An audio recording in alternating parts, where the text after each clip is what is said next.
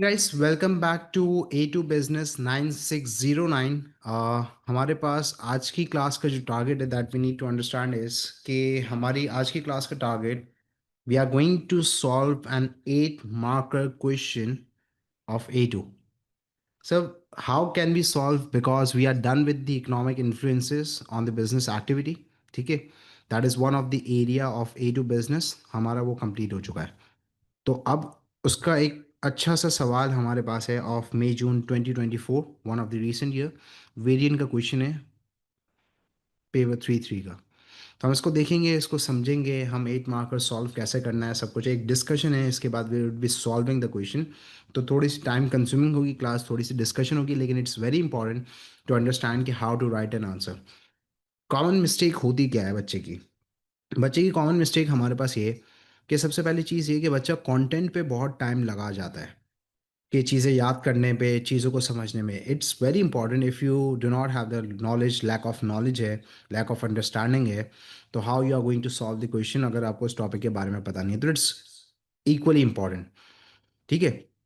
तो on the other hand second चीज़, आपके पास जो नॉलेज है, आपके पास जो अंडरस्टैंडिंग है, उसको इंटरप्रेट करके, उसको एनालाइज करके, उसको जॉट डाउन भी तो करना है, उसको लिखना भी तो है।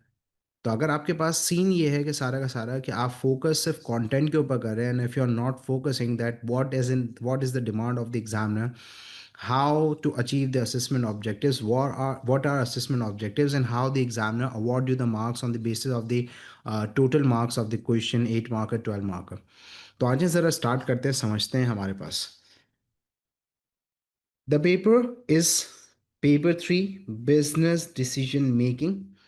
We know that the duration of the paper is 1 hour 45 minutes and the year is May June 2024, 9609 paper 3 थी। It's one of the variants paper। अब सर हमारे पास यहाँ पे अगर टाइम ड्यूरेशन को देखा जाए तो टाइम ड्यूरेशन है 1 hour 45 मिनट, जिसको अगर मैं कन्वर्ट करता हूँ तो हमारे पास है 105 मिनट। 1 hour 60 मिनट्स 45 मिनट्स हम ऐड करते हैं तो टोटल आपके पास है 105 मिनट्स। और आपका पेपर कितने मार्क्स का है? 60 मार्क्स का है। Paper 3 is of 60 marks. The total marks of paper 3 is 60। अब यहाँ पे जो इन्फॉर्मेशन है, again it's very important to understand, this insert contains the case study only. You may annotate this insert and use the blank spaces for planning. Do not write your answer on the insert. अब आपके पास यहाँ पे दो booklets होंगी। एक आपके पास होगा insert that contains the case study, and the second particular booklet will be of answer booklet, जैसे कि हमारे पास यहाँ पर है। अब ये हमारे पास क्वेश्चन है और आपके पास ये आंसर बुकलेट है। अब यहाँ पे हमारे पास we need to understand the working कि how the examiner award you the marks and all. ये सारी की सारी वर्किंग हमें देखनी है। तो हम बहुत स्लो जाएंगे, हम समझेंगे एक एक चीज़ को। भाई हमारे पास भैया टाइम कितना है? टाइम हमारे पास है 105 मिनट्स, 105 मिनट है। और आपके पास मार्क्स कितने हैं? 60। तो अगर आप इसे कन्वर्ट करते हैं हमारे पास यहाँ पे, तो कन्वर्जन ज़रा करते हैं। 105 डिवाइडेड बाय 60, तो आपके पास 1.75 मिनट्स हैं पर मार्क। मतलब हर 1.25 मिनट के अंदर आपको एक मार्क अचीव करना है। ये आपके पास सिंपल टाइम के हिसाब से रेशो हो गया हमारे पास, टाइम इज टू मार्क का। तो ये आपके पास टाइम है और ये आपके पास मार्क है। तो हर 1.25 मिनट के अंदर आपको यहाँ पे एक मार्क अचीव करना है। That is this is the simple calculation. अब हमारे पास यहाँ पे दो बुकलेट होंगी। एक बुकलेट होगी जिसके अंदर the examiner is going to provide you an insert that contains the case study, the situation of the business on which the whole paper is based, and the second booklet will be of answer.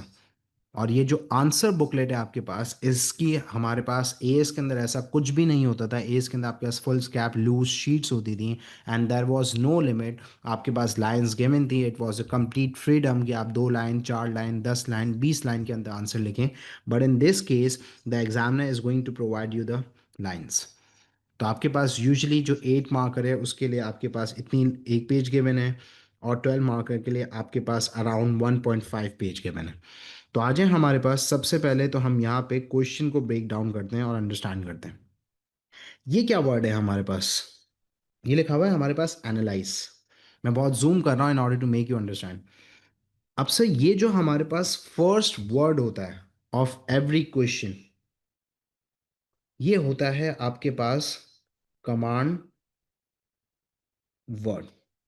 The examiner is commanding you to analyze, and on the basis of analysis and on the basis of this command word the examiner is going to award you the mark। एक word होता है analyse, दूसरा आपके पास यहाँ पे calculate, फिर आपके पास है एवैल्यूएट, फिर आपके पास है कैलकुलेट, फिर आपके पास है एवैल्यूएट, फिर आपके पास है यहाँ पे एवैल्यूएट। तो इसका मतलब यह है कि ए टू एनालिसिस और एवैल्यूएशन के अंदर ही घूम रहा है। And we discussed in the first class that analysis and the evaluation has the importance in A2 level। Knowledge काम आएगी भैया, लेकिन नॉलेज हमारे पास है लिमिटेड। मार्क्स आपके पास जो 50 to 55% हैं वो बेसिस किसके ऊपर बेस्ड कर रहे हैं? आपके majority of the marks depend on the analysis and the evaluative comments. तो अब हम यहाँ पे ज़रा एनालिसिस को और इन सारी चीज़ों को ज़रा समझते हैं। ये क्या है हमारे पास एनालिसिस इवैल्यूएशन? बेसिकली आपके पास एक चीज़ है that is known as assessment objectives. अब सर ये असेसमेंट ऑब्जेक्टिव्स क्या हैं? ये आपके पास ऑब्जेक्टिव को समझ लो, ये हैं एम्स, और ये है assessment that is CI exam जिसके अंदर you are going to appear. Assessment objective examiner का पॉइंट ऑफ व्यू क्या है? एग्जामिनर कह रहा है कि I am going to conduct this particular exam और I am conducting this exam because I want to see these particular things, these are the aims of conducting exam. क्योंकि the only mode of expression is writing. चाहे कुछ भी कर लो, project based learning नहीं है, research based learning नहीं है। The whole assessment is theoretical and you have to write down. The only mode of expression is to write down और writing. अब being a candidate point of view और being a candidate, assessment objectives, ये मैं assessment दे रहा हूँ, मेरा objective ये है कि मुझे ये सारी चीज़ें अचीव करनी है। तो असेसमेंट ऑब्जेक्टिव का मतलब क्या है कि एग्जामिनर आपसे जो डिमांड कर रहा है और आपने वो चीज़ लिखी, so this is how you are going to get the marks. That is the case. और असेसमेंट ऑब्जेक्टिव्स हमारे पास टोटल हैं कितने? 4 असेसमेंट ऑब्जेक्टिव्स हैं। Assessment objective number 1 that is known as understanding and knowledge. Assessment objective 2 is known as application. Assessment objective number 3 is known as analysis. And assessment objective 4 is known as evaluation. So these are known as the assessment objectives of the examiner. अब understanding and knowledge refers to the. अच्छा, अब यहाँ पे भी बड़ी एक बहस है और बच्चों को समझाना है और समझना बड़ा ज़रूरी है हमारे पास कि अंडरस्टैंडिंग एंड नॉलेज क्या गेम है। देखो, एक तो अंडरस्टैंडिंग एंड नॉलेज है कि आप ओपनिंग ऑफ द आंसर लिख रहे हैं, आप डेफिनेशन लिख रहे हैं, आप इंट्रोडक्शन लिख रहे हैं। जैसे अभी हम यहाँ पे इकोनॉमिक इन्फ्लुएंस का क्वेश्चन स्टार्ट करेंगे और लिखेंगे, तो we are going to write down about the economic influences and the business environment. It will show the understanding and knowledge to the examiner. लेकिन जो हमें यहाँ पे क्वेश्चन कह रहा है एनालाइज करने के लिए, advantage, impact, disadvantage, drawback, reasons, methods, factors, whatever the methods, factors, drawbacks, advantages, disadvantages, impacts are, उनको जो आप आइडेंटिफाई करेंगे उसके भी आपको नॉलेज के मार्क्स मिलेंगे। It shows the knowledge that you have the knowledge कि how it is going to be an impact and how it is going to be an advantage, so that identification of an advantage, disadvantage will award you the marks for the knowledge। First thing. Application, that is to make a connection of understanding and knowledge with the relevant case or the business situation that has been mentioned in the case। अब यहाँ पे application throughout the answer हो रही होगी, whatever the points you are going to develop. Analysis, क्योंकि AS के अंदर हमारे पास जो एप्लीकेशन थी उसके अंदर P1 के अंदर सिचुएशन के अंदर जर्नल एग्जाम्पल्स आती थी, जर्नलाइज करते थे। क्योंकि सिचुएशन नहीं होती थी। लेकिन P2 के अंदर जो भी डाटा रिस्पॉन्स होता था ASP2 में, उसके साथ आप उसको लिंक करते थे। That is to develop the connection and the link with the situation of the business, कि ये सिचुएशन ऑफ द बिजनेस है, इसके हिसाब से ये एडवांटेज होगा, इसके हिसाब से ये डिसएडवांटेज होगा, ये उसकी कॉज है, ये उसका इम्पैक्ट और कॉन्सिक्वेंसेज है। N analysis is about identifying the causes, consequences, advantage, disadvantage, ये है एनालिसिस। तो एनालिसिस का मतलब क्या है कि when you are analysing something, तो इसका मतलब क्या है, you are examining, you are identifying and you are actually explaining the advantage and disadvantage, कि how it can be a cause, how it can be an impact and how it is an advantage। और ये analysis और application साथ साथ होंगी आपके, तो जाके आपको यहाँ पे डेवलप्ड एनालिसिस और फर्दर एनालिसिस होंगी। अब सर, डेवलप्ड और फर्दर एनालिसिस का मतलब क्या है, कि यहाँ पे लेट सपोज एक ऑर्गेनाइजेशन है, वो वर्कर्स को ट्रेनिंग प्रोवाइड करती है। अब अगर वर्कर्स को ट्रेनिंग प्रोवाइड की जाती है तो वर्कर्स की स्किल्स एनहांस होंगी and the workers are going to become efficient and productive. It is known as the level 1 analysis. लेकिन आपको लेवल 2 फर्दर पे भी जाना है, डेवलप। अब अगर एफिशिएंसी और प्रोडक्टिविटी वर्कर्स की बढ़ गई है, तो ये आपने एनालाइज किया है कि it's an impact of training on the workers. How it is a benefit to the business, के वर्कर्स जब एफिशिएंट एंड प्रोडक्टिव हो जाएंगे तो कॉस्ट ऑफ द बिजनेस कम हो जाएगी and the business is going to become price competitive. क्योंकि जब कॉस्ट बेनिफिट मिल गया है तो now they can reduce the price and they can become the price competitive. That is known as the developed and the further analysis. Evaluation is something out of the world. बच्चा evaluation सुनता है और परेशान हो जाता है। अब sir, evaluation क्या है? जब हम 12 मार्क का क्वेश्चन करेंगे तब हम इवैल्यूएशन पे ठीक ठाक टाइम लगाएंगे और उसके बाद हम डिस्कस करेंगे। अभी हमारा जो एम है 8 मार्कर के अंदर, वो 8 मार्कर के अंदर examiner is going to assess the knowledge, application and the analysis. 3 assessment objectives need to be achieved when you are writing the 8 marker question. तो हमारे पास अगर 8 मार्क के डिवीजन को देखा जाए तो एग्जामिनर 2 मार्क्स दे रहा है नॉलेज के, 2 मार्क्स दे रहा है एप्लीकेशन के, और 4 मार्क्स एग्जामिनर दे रहा है एनालिसिस के। तो 2 + 2 4, 4 + 4 इज इक्वल्स टू 8। तो जो भी आपके 8 मार्क का क्वेश्चन है वो उसके अंदर यही असेसमेंट ऑब्जेक्टिव का पैटर्न होगा। Knowledge 2 marks, application 2 marks, analysis 4 marks.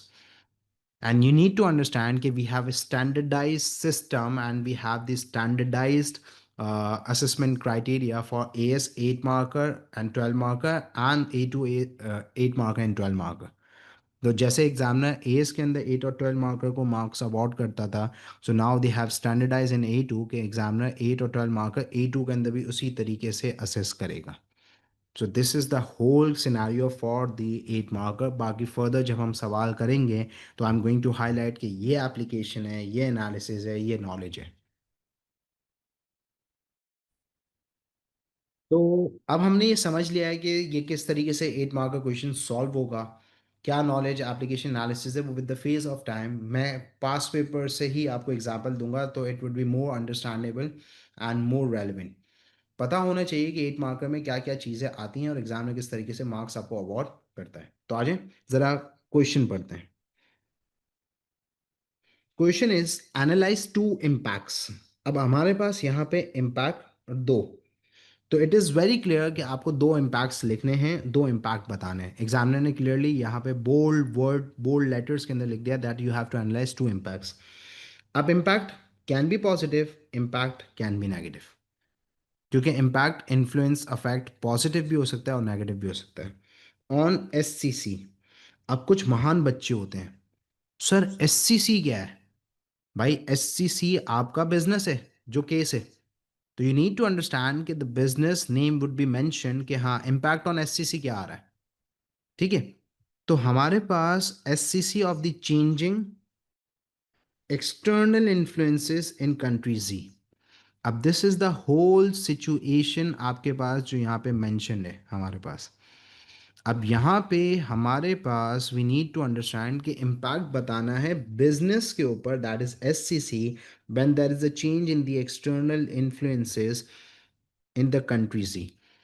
मतलब अब कंट्री है उसके अंदर बिजनेस ऑपरेट कर रहा है, there can be an economic change, there can be a legal change, there can be an environmental change, multiple influences आ सकते हैं। क्योंकि अगेन यहाँ पे it is mention external influences भैया। एक्सटर्नल तो आउटसाइड द बिजनेस बहुत सारी चेंजेस आ सकती हैं, we have understood. Political change आ सकता है, सोशल डेमोग्राफिक चेंजेस आ सकते हैं, इकोनॉमिकल लीगल चेंजेस आ सकते हैं।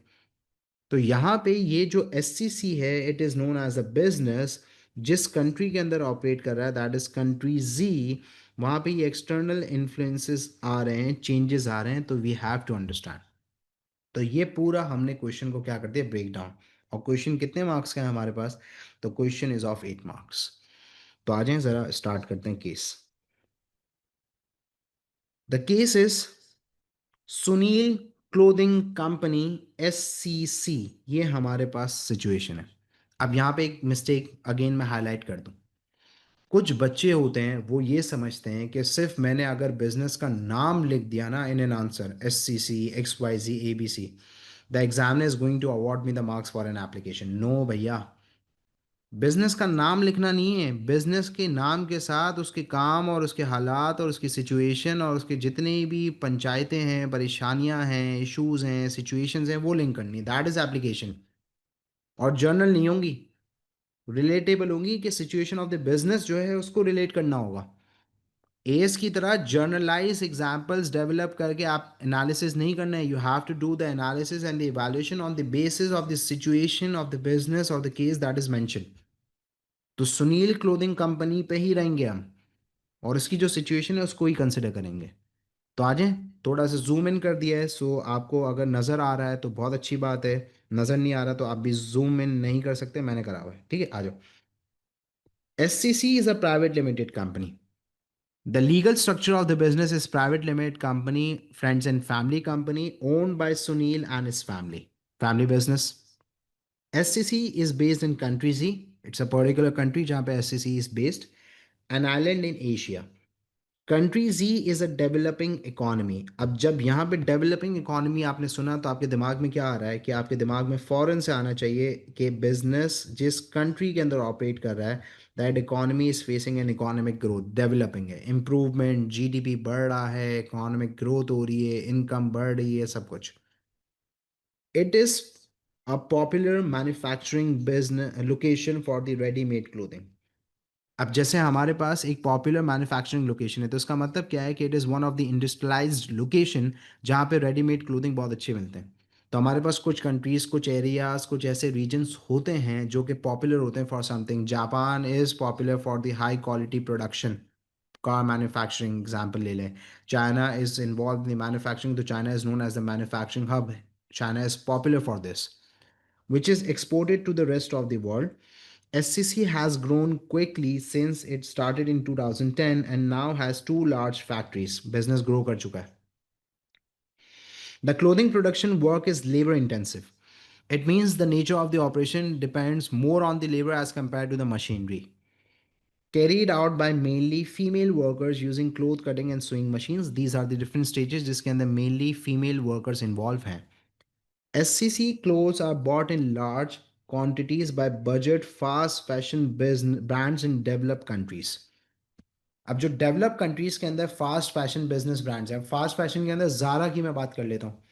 Zara is known as one of the clothing brand, it is stated by New York Times के it's a fast moving fashion business. Foreign से trends आते हैं उसे अडॉप्ट कर लेता है, फॉरेन से नए नए इनोवेशन लेकर आता है, तो फास्ट फैशन। तो जो डेवलप कंट्रीज हैं उनके जो बिजनेसेस हैं वो वहाँ पे डेवलपिंग इकोनॉमीज के बाय कर रहे हैं, मतलब एससीसी से क्लोथ्स बाय करके डेवलप कंट्रीज के अंदर बेच रहे हैं, क्योंकि fast fashion trendy innovative business है। SCC clothes are bought in large quantities by budget fast fashion brands in developed countries. Budget शायद इकोनॉमिकल की बात हो रही है यहाँ पे, confirm, by budget, which then add their own labels and packaging. China से हम बहुत सारे प्रोडक्ट्स बनाते हैं, यहाँ के लोकल जो बिजनेसेस हैं वो अपनी पैकेजिंग ऐड करके, रिटेल पैकेजिंग करके आगे सेल कर रहे होते हैं। SCC mission statement is reliable quality at the lowest possible price. तो SCC का जो टारगेट है, SCC की जो ऑपरेशंस हैं और SCC का जो ऑब्जेक्टिव है, that they can not compromise on the quality and they are going to offer the lower prices. तो business is famous for these three things, quality high, prices low. Sunil also has a small team who produce individual bespoke clothing. अब sir B spoke का मतलब क्या हुआ? B spoke का मतलब है कि customer spoke to you according to their preferences. तो यहाँ पे बात हो रही है कस्टमाइजेशन की। कस्टमाइज्ड क्लोथिंग आइटम्स, जैसे फॉर एग्जांपल कोई इवेंट्स होते हैं, वेडिंग और पर्टिकुलर ऐसे जो ओकेजन्स एंड इवेंट्स होते हैं, उसके लिए आप कस्टमाइज्ड ड्रेसिंग करवाते हैं। तो ये हमारे पास tailored based. Made to specified design required by customers, these are ordered by consumers in countries ही वहाँ के जो locals हैं वो order करते हैं and include outfits for weddings and other occasions as we discussed. For these items, the emphasis is on uniqueness and quality, and SCC is able to charge higher prices, as customers can specify exactly what they want and they know that the clothes will be one of designs. अब one of designs का मतलब यहाँ पे बात किसकी हो रही है? वन ऑफ डिजाइंस का मतलब है यहाँ पे बात हो रही है एस का एक कॉन्सेप्ट है, जॉब प्रोडक्शन। हेयर ड्रेसर के पास जाते हैं, जॉब प्रोडक्शन है। आपके जैसे बाल दूसरा बंदा तो नहीं कटवा सकता, या कटवाएगा तो बहुत रेयर चांसेस हैं। Customise cakes, one off design. तो जब आप टेलर के पास जाते हैं तो आप कहते हैं ना कि मुझे इस टाइप के बटन टैग चाहिए, इस टाइप की मेरी फिटिंग होनी चाहिए। रेडीमेड क्लोथिंग के अंदर नहीं है, रेडीमेड स्टैंडर्डाइज प्रोसेस है कि हाँ ये कलर्स हैं, ये साइजेस हैं, दैट्स इट, ये हमारी डिज़ाइन है। लेकिन when it comes to the customization one of design, so now the customer is going to make a product and is going to command and is going to customize the product according to his needs and specifications. तो ये जो customization है वही चीज़ आपको allow कर रही होती है ना कि आप हाई प्राइसेस चार्ज करें, क्योंकि the product is according to the customer specification, so that's why it is satisfying. एक एक चीज़ मेरे हिसाब से है, तो यहाँ पे being a producer I am ready and I am willing and I am allowed to charge higher selling price. Sunil would like SCC to expand production of the more exclusive designs, as he know that in the mass produced fast fashion market it faces increased competition. अब उसे पता है कि यहाँ पे वो उसको अपनी प्रोडक्शन बढ़ानी है, कुछ ऐसे एक्सक्लूसिव डिज़ाइंस निकालने हैं, क्योंकि दूसरे कंपैटिटर्स भी हैं, वो भी ऑपरेट कर रहे हैं and the market is becoming competitive. तो याद रखिएगा कि जब भी मार्केट कंपैटिटिव होती है ना, there are two things that can save you. It's a general thing जो यहाँ पे मैं डिस्कस कर रहा हूँ, आउटसाइड द केस पॉइंट आया तो।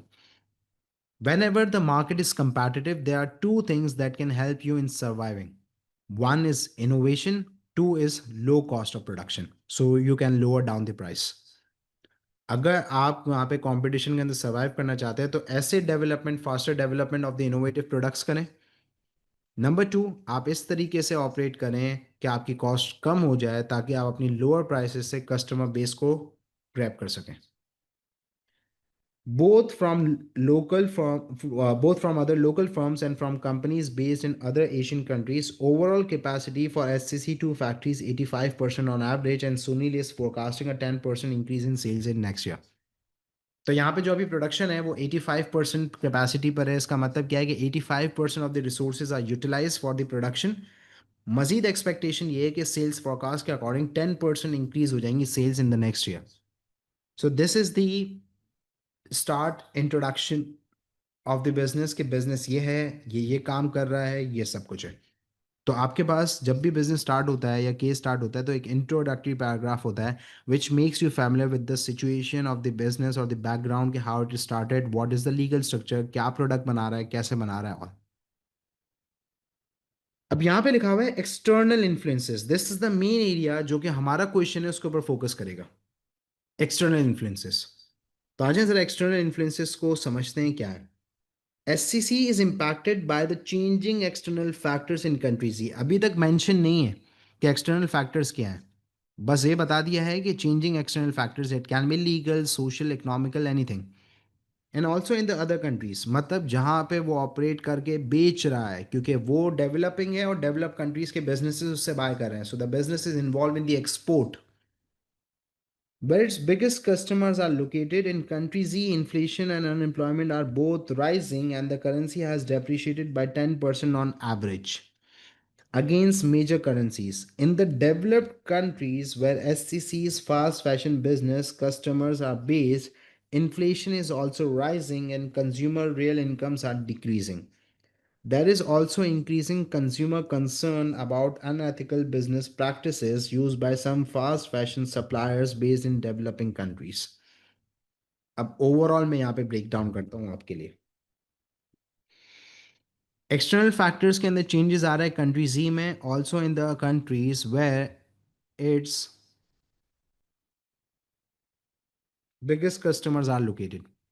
मतलब एससीसी जिन कंट्रीज के अंदर सेल कर रहा है, जहाँ पे उसके मेजर फास्ट फैशन बिजनेस जिससे जो प्रोडक्ट्स इनसे बाय कर रहे हैं, वो भी वहाँ पे भी चेंजेस आ रही हैं। कंट्रीज ही के अंदर inflation and unemployment are both rising. अब यहाँ पे एक कॉन्सेप्ट है हमारे पास, and this concept is known as stagflation. Now sir, what is stagflation? Stagflation का मतलब है कि when the unemployment and inflation both rises together, महंगाई बढ़ रही है तो साथ साथ बेरोजगारी भी बढ़ रही है। Pakistan is the perfect example. जैसे ही महंगाई बढ़ती है, demand for goods and services कम हो जाती है, प्रोड्यूसर की प्रोडक्शन, रेवेन्यू, प्रॉफिटेबिलिटी कम हो जाती है। The easier target is the labor, lay off the workers to reduce the labor cost। तो यहाँ पे बिजनेसेस अब वर्कर्स को ले ऑफ करना शुरू करते हैं, और जब हमारे पास मैक्रो लेवल पे laying off the workers and the redundancies होंगी, so it will lead to the unemployment. So this is how stagflation is, कि when unemployment and inflation both rises together, the currency has depreciated by 10% on average against other major currency. तो currency depreciation का मतलब ये है कि यहाँ पे जो करेंसी की पोटेंशियल है हमारी, वो क्या हो गई है? कम हो गई है। The ability of currency has decreased on 10%। 10% से वैल्यू ऑफ द करेंसी हमारी डिक्रीज हो गई है, potential ability of our currency गिर गई है। In the developed countries where SCC fast fashion business customers are based, inflation is also rising and consumer real income are decreasing। अब inflation जब बढ़ रही है हमारे पास और महंगाई बढ़ रही है, तो लोगों की जो इनकम है वो कम हो जाएगी, और जब इनकम कम हो जाएगी तो यहाँ पे लोगों की जो स्पेंडिंग है वो भी तो कम हो जाएगी। And SCC is involve in a business that is involve in the non essential item. ज़रूरत नहीं है तो लोग यहाँ पे अपने फैशन ट्रेंड को छोड़ भी सकते हैं। They can give up, they can reduce the spending because the inflation is increasing. This is the situation. और आगे यहाँ पे ये है हमारे पास कि consumer concern about the unethical business practice, ये भी एक एक्सटर्नल इन्फ्लुएंस है। अब सर, अनएथिकल बिजनेस प्रैक्टिसेस क्या होती हैं? We are going to complete CSR, हम पढ़ेंगे, लेकिन अनएथिकल बिजनेस प्रैक्टिस हो सकती है कि सप्लायर शायद चाइल्ड लेबर के अंदर इन्वॉल्व हो, बहुत ज़्यादा पॉल्यूशन कर रहे हो, बहुत ज़्यादा फुटप्रिंट के अंदर इन्वॉल्व हो, जिससे इकोलॉजिकल इन्वायरमेंट डैमेज हो रहा हो। That is known as unethical. Unethical का मतलब क्या? A thing that is not socially and morally right, that is a thing. तो अब तक का जो हमारा सिचुएशन है बिजनेस की, वो हमने डिस्कस कर ली है। सो वी हैव अंडरस्टूड के what is the situation and what are the external factors. और एक्सटर्नल फैक्टर्स कौन से हैं? Inflation, unemployment, exchange rate depreciation, economic influences. तो it's very clear that we have to solve this particular question, और ये जो question है that is based on the economic influences mainly. तो आज ज़रा स्टार्ट करते हैं आंसर को। अब 8 मार्क का क्वेश्चन है हमारे पास, how we are going to start, how we are going to start the answer, कैसे स्टार्ट होगा? तो यहाँ पे 8 मार्कर के लिए इट्स माय सजेशन, मेरी, मैं कोई भी नहीं हूँ लेकिन फिर भी भाई की सुन लो, ठीक है? एक हमारे पास है पैरा 1, एक होगा पैरा 2, और एक होगा पैरा 3। तो 8 मार्कर के लिए it's a suggestion that you should make 3 paragraphs. अब 3 पैराग्राफ्स होते हैं, लोग 2 में भी काम चलाते हैं, इट्स एक्सेप्टेबल। मैं करवा देता हूँ, यहाँ पे 3 पैरा करा देता हूँ, आसान हो जाएगा। सबसे पहले तो you are going to write an introduction, introduction in order to show your knowledge कि हमारे पास business environment is considered as an open system. Business open system है, और बिजनेस यहाँ पे gets affected by the changes in the external environment। So whenever there is a change in the external environment, the business is going to get affected. It shows our knowledge that we know कि external factor affects the business performance, financial performance and the business internal environment. अब यहाँ पे जब external environment के अंदर changes आ रही हैं तो यहाँ पे फर्दर हम अपनी नॉलेज शो कर देते हैं such as economical changes like inflation, unemployment, exchange rate fluctuation. तो यहाँ पे एक रिलेशन हो रहा है डेवलप नॉलेज वाला भी कि वी हैव आइडेंटिफाइड कि इन दिस पर्टिकुलर सिचुएशन और the case there is an economic influence or there is a change in the economical environment which is going to affect the business. Mention कर दिया हमने यहाँ पे कि भाई inflation unemployment और एक्सचेंज रेट की फ्लक्चुएशन है जो कि इकोनॉमिक इन्फ्लुएंसेस हैं जो कि बिजनेस को अफेक्ट करेंगे. तो ओपनिंग ऑफ द आंसर हो गई कि हमने नॉलेज शो कर दी कि बिजनेस इन्वायरमेंट अफेक्ट होता है, बिजनेस की फाइनेंशियल परफॉर्मेंस अफेक्ट होती है whenever there is a change because the nature of the business is open system, it gets influenced. अब यहाँ पे जो अफेक्ट है और वर्ड यहाँ पे जो लिखा हुआ है कमांड वर्ड के बाद एनालाइज करने के बाद दैट इज इम्पैक्ट. तो एनालाइज टू इम्पैक्ट, तो you have to analyse, you have to explain the two impacts which can be positive which can be negative, दोनों में से कोई भी हो सकता है. तो हम टू साइडेड जाके देख लेंगे ना, हम टू साइडेड कंसिडर करेंगे, एनालिसिस टू साइडेड करेंगे. आ जाओ. अब सबसे पहला पॉइंट क्या है according to understanding and knowledge. यहाँ पे अगर मैं बात उठा लूँ इन्फ्लेशन एंड अनएम्प्लॉयमेंट, अब मैंने ये इकोनॉमिक इन्फ्लुएंस यहाँ पे आइडेंटिफाई करे और जैसे ही मैंने इकोनॉमिक इन्फ्लुएंसेस आइडेंटिफाई करे कि these are the economic changes in the external environment of the country G, तो यहाँ पे मुझे नॉलेज मिल जाएगी. Now it is known as a knowledge क्योंकि यहाँ पे आपके पास क्लियरली पॉइंट होगा नॉलेज है. नॉलेज कि inflation unemployment external economic influences हैं जो कि बिजनेस की परफॉर्मेंस को क्या करेंगे अफेक्ट करेंगे. अब इन्फ्लेशन यहाँ पे अनएम्प्लॉयमेंट रेट बढ़ रहा है. अब जब इन्फ्लेशन अनएम्प्लॉयमेंट रेट बढ़ रहा है तो इसका मतलब ये है कि लोगों की इनकम कम हो रही है एंड लोगों की जो स्पेंडिंग है वो क्या हो जाएगी कम. It's an impact. तो यहाँ पे जो एससीसी के बी स्पोक क्लोथिंग है जो कि कस्टमाइज हाई प्राइसेस प्रोडक्ट है, so now the people are going to compromise on the high prices clothing items such as bespoke, which is actually manufactured by SCC. तो SCC हमारे पास जो business है उसकी situation को यहाँ पे हम कंसिडर कर रहे हैं कि SCC कस्टमाइज प्रोडक्ट के अंदर इन्वॉल्व है. तो यहाँ पे उसकी जो डिमांड होगी for this particular things bespoke clothing item वो यहाँ पे कम हो जाएगी. और clothing is a non essential item, demand for goods and services क्या हो जाएगी कम. अब जब बी स्पोक क्लोथिंग की डिमांड यहाँ पे कम होगी तो यहाँ पे SCC is going to face less revenue या dent in revenue and profitability of the business. That's a case impact पूरा.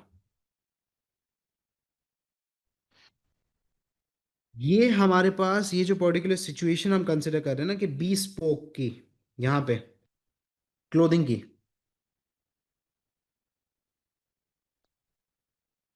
that is an application that you are going to consider.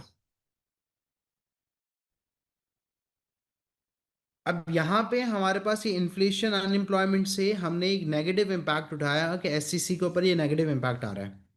लेकिन अगर देखा जाए हमारे पास तो इम्पैक्ट तो पॉजिटिव भी होगा और पॉजिटिव भी हो सकता है. टू साइड एनालिसिस का मतलब क्या है कि टू फेस्ड एनालिसिस है. तो हमारे पास ये भी तो हो सकता है कि when the unemployment rate is increasing in country G, तो उसका एक पॉजिटिव इम्पैक्ट भी तो होता है कि यहाँ पे एससीसी जो है उसको लेबर कॉस्ट बेनिफिट भी तो मिल सकता है. क्यों? क्योंकि यहाँ पे जो उसने फीमेल वर्कर्स हाई की हुई हैं लोकली, जो कि स्विंग और कटिंग के अंदर इन्वॉल्व हैं, तो यहाँ पे ये जो फीमेल वर्कर्स हैं उनकी जॉब लूज हो जाएगी, एंड दे कैन हायर, और SCC can hire work at workers in the lower wages.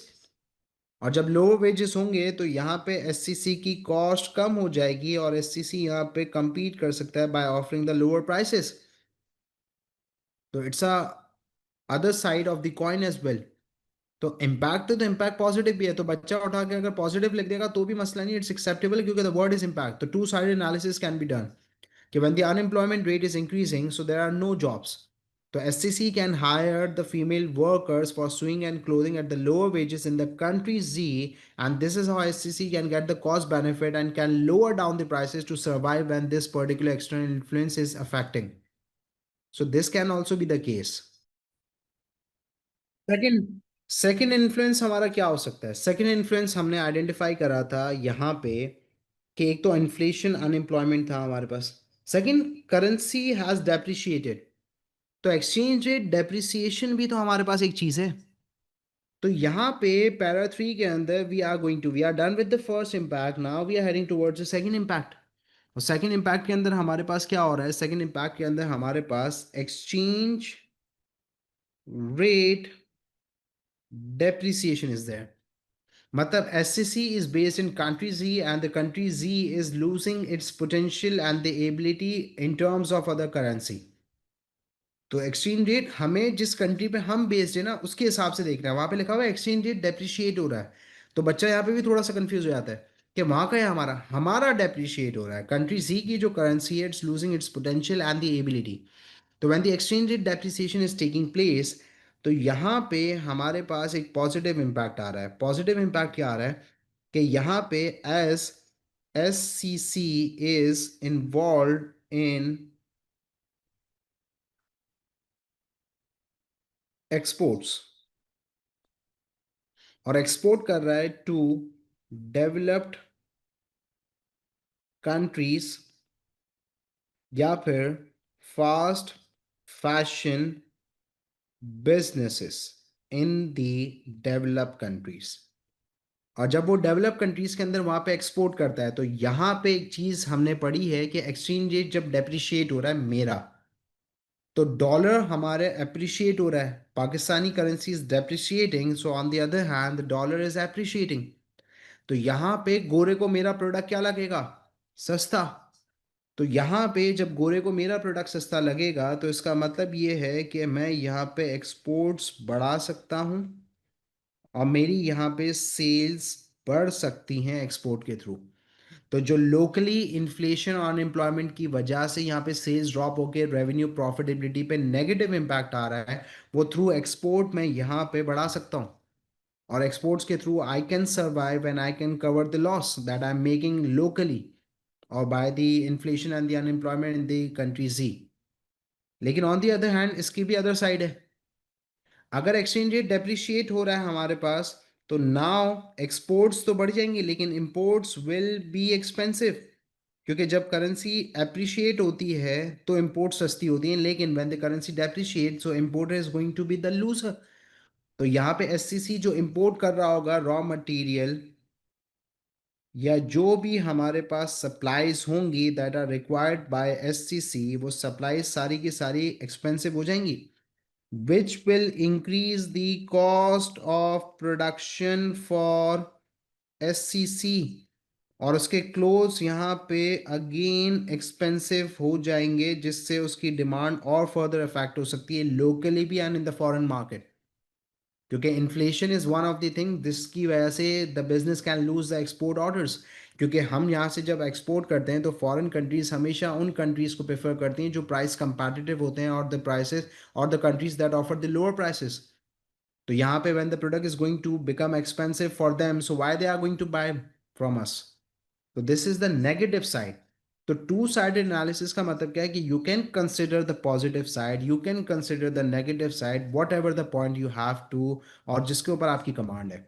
तो जो पॉइंट आपने लिख दिया वो लिख दिया, उसको अच्छी तरीके से आपको एक्सप्लेन करना है। तो एप्लीकेशन आपके पास हो रही है यहाँ पे that you are considering the situation कि एससीसी एक्सपोर्ट भी करता है, और एससीसी इंपोर्ट भी करता है।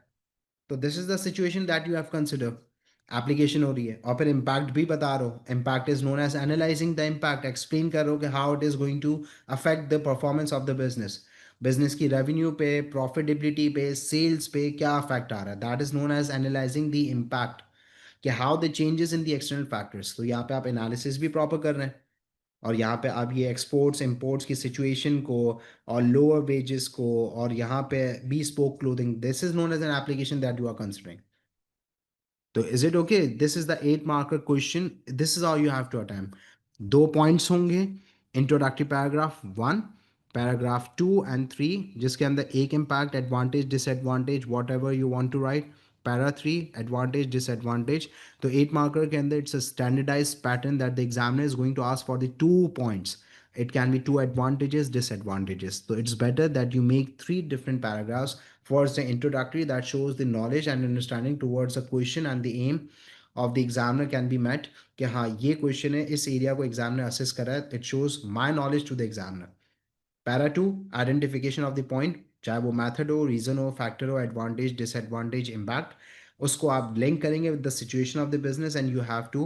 Level 2 analysis, level 2 analysis, level 1 का मतलब हमारे पास क्या है, इधर ये भी चीज़ को सुन लेगा कि लेवल 1 लेवल 2 क्या है। लेवल 1 लेवल 2 का मतलब है हमारे पास कि इकोनॉमिक इन्फ्लुएंसेस, इनकम और स्पेंडिंग कम हो जाएगी, ये लेवल 1 है। लेवल 2 के बिजनेस का रेवेन्यू प्रॉफिटेबिलिटी भी कम होगा, ये लेवल 2 एनालिसिस है। तो एग्जामिनर आपको A2 के अंदर लेवल 2 फर्दर डेवलप्ड एनालिसिस के मार्क्स दे रहा होता है। तो impact plus impact, long term impact, जैसे एफिशिएंसी, प्रोडक्टिविटी, वर्कर्स की बढ़ती है थ्रू ट्रेनिंग, तो बिजनेस की कॉस्ट कम होके प्राइसेस कम, price comparative, that is level 2 analysis. The similar case is with the para 3 as well.